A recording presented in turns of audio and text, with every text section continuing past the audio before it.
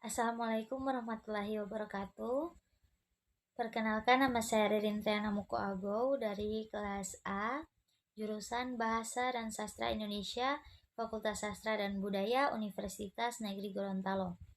Video ini dibuat dengan tujuan untuk memenuhi ujian tengah semester kritik sastra dari Pak Laodem Gusman Nasirum, SPD MA.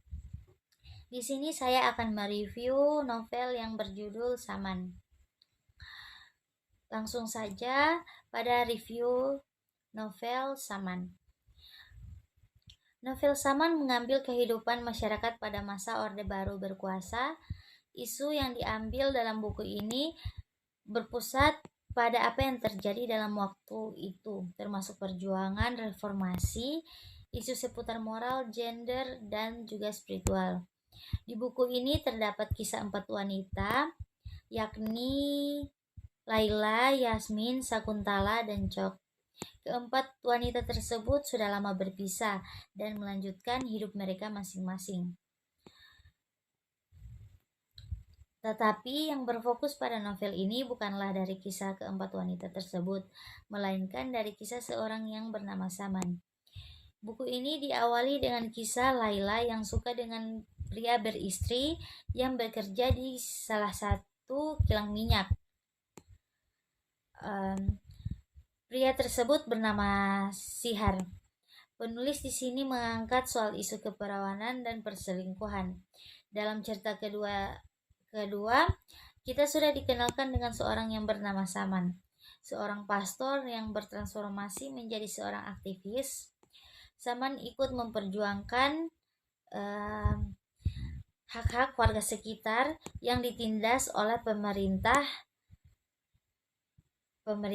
dan penguasa pada waktu itu. Di sisi lain, Saman mengenal betul dengan keempat wanita yang sudah saya sebut tadi, karena memang Saman adalah seorang pastor yang menjadi pembimbing dari keempat wanita tersebut. Dari keempat wanita itu, ada 2 wanita yang menaruh hati pada Saman, yakni Laila dan Yasmin. Saman adalah seorang yang berani dan idealis. Ia tinggal di sebuah desa bernama Prabu Muli, dan waktu kecil namanya itu bukan Saman, tetapi Wisanggeni.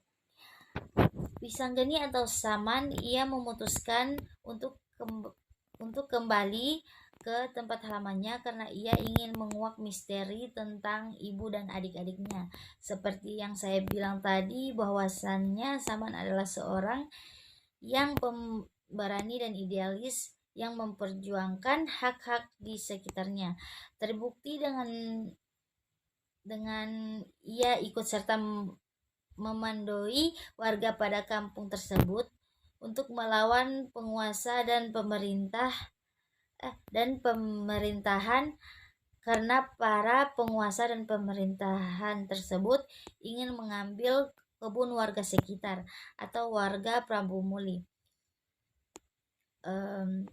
dan ingin menjadikannya perkebunan karet.